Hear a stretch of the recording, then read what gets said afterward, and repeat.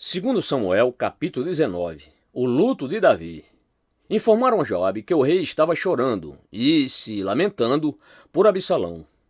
Para todo o exército, a vitória daquele dia se transformou em luto, porque as tropas ouviram dizer: "O rei está de luto por seu filho." Naquele dia, o exército ficou em silêncio na cidade, como fazem os que fogem humilhados da batalha. O rei, com o rosto coberto, gritava: "Ah, meu filho Absalão! Ah, Absalão! Meu filho! Meu filho!"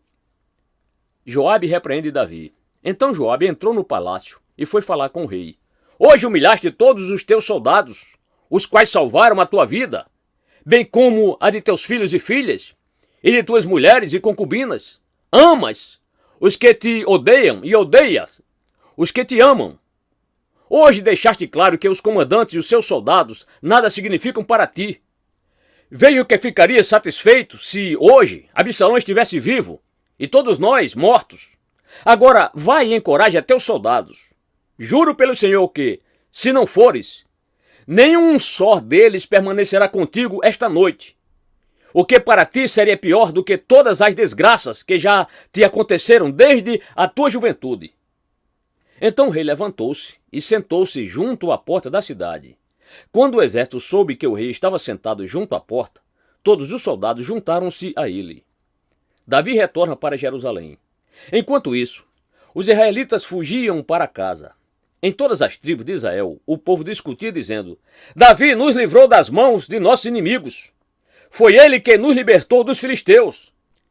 Mas agora fugiu do país por causa de Absalão. E Absalão, a que tínhamos ungido rei, morreu em combate. E por que não falam em trazer o rei de volta?" Quando chegou aos ouvidos do rei o que todo Israel estava comentando, Davi mandou a seguinte mensagem aos sacerdotes Zadok e Abiatar: "Perguntem às autoridades de Judá, por que vocês seriam os últimos a conduzir o rei de volta ao seu palácio? Vocês são meus irmãos, sangue do meu sangue. Por que seriam os últimos a ajudar no meu retorno? E digam a Amasa: você é sangue do meu sangue.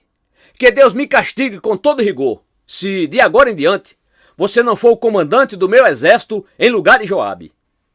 As palavras de Davi conquistaram a lealdade unânime de todos os homens de Judá. E eles mandaram dizer ao rei que voltasse com todos os seus servos. Então o rei voltou e chegou ao Jordão.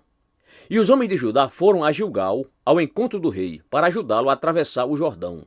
Simei, filho de Gera, benjamita de Baurim, foi depressa com os homens de Judá para encontrar-se com o rei Davi. Com ele estavam outros 1000 benjamitas e também Ziba, supervisor da casa de Saul, com seus 15 filhos e 20 servos. Eles entraram no Jordão antes do rei e atravessaram o rio a fim de ajudar a família real na travessia e fazer o que o rei desejasse. Simei, filho de Gera, atravessou o Jordão, prostrou-se perante o rei e lhe disse: "Que o meu senhor não leve em conta o meu crime, e que não te lembres do mal que o teu servo cometeu no dia em que o rei, meu senhor, saiu de Jerusalém. Que o rei não pense mais nisso. Eu, teu servo, reconheço que pequei. Por isso, de toda a tribo de José, fui o primeiro a vir ao encontro do rei, meu senhor." Então Abisai, filho de Zeruia, disse: "Simei amaldiçoou o ungido do Senhor. Ele deve ser morto." Davi respondeu: "Que é que você tem com isso, filhos de Zeruia? Acaso se tornaram agora meus adversários? Deve alguém ser morto hoje em Israel? Ou não tenho hoje a garantia de que voltei a reinar sobre Israel?" E o rei prometeu a Simei, sob juramento: "Você não será morto." Mefibosete, neto de Saul, também foi ao encontro do rei.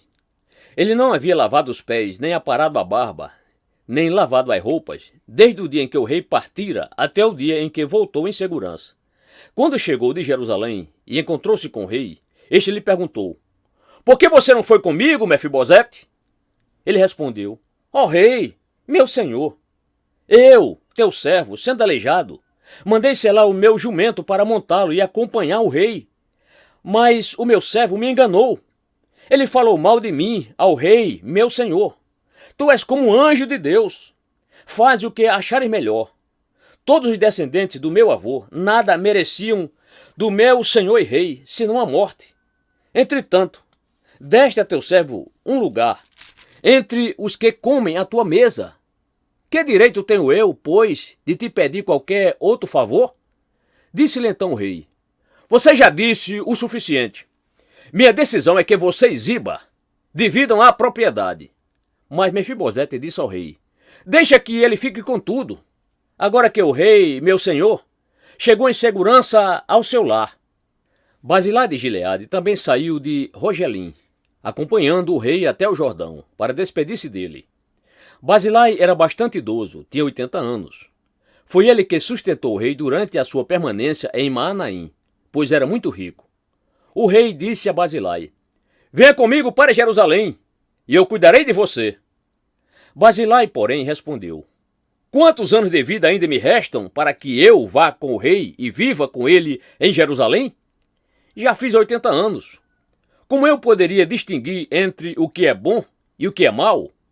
Teu servo mal pode sentir o gosto daquilo que come e bebe. Nem consigo apreciar a voz de homens e mulheres cantando. Eu seria mais um peso para o rei, meu senhor. Teu servo acompanhará o rei um pouco mais, atravessando o Jordão, mas não há motivo para uma recompensa dessas. Permite que o teu servo volte, e que eu possa morrer na minha própria cidade, perto do túmulo de meu pai e de minha mãe. Mas aqui está o meu servo Quimã, que ele vá com o meu senhor e rei. Faze por ele o que achares melhor. O rei disse: Quimã virá comigo. Farei por ele o que você achar melhor. E tudo o que mais que desejar de mim, eu farei por você. Então todo o exército atravessou o Jordão, e também o rei o atravessou. O rei beijou Basilai e o abençoou, e Basilai voltou para casa. O rei seguiu para Gilgal, e com ele foi Quimã. Todo o exército de Judá e a metade do exército de Israel acompanharam o rei. Logo os homens de Israel chegaram ao rei para reclamar: Porque os nossos irmãos, os de Judá, sequestraram o rei e o levaram para o outro lado do Jordão, como também a família dele e todos os seus homens? Todos os homens de Judá responderam aos israelitas: Fizemos isso porque o rei é nosso parente mais chegado. Por que vocês estão irritados? Acaso comemos das provisões do rei ou tomamos dele alguma coisa? Então os israelitas disseram aos homens de Judá: Somos 10 com o rei, e muito maior é o nosso direito sobre Davi do que os de vocês. Por que nos desprezam? Nós somos os primeiros a propor o retorno do nosso rei. Mas os homens de Judá falaram ainda mais asperamente do que os israelitas.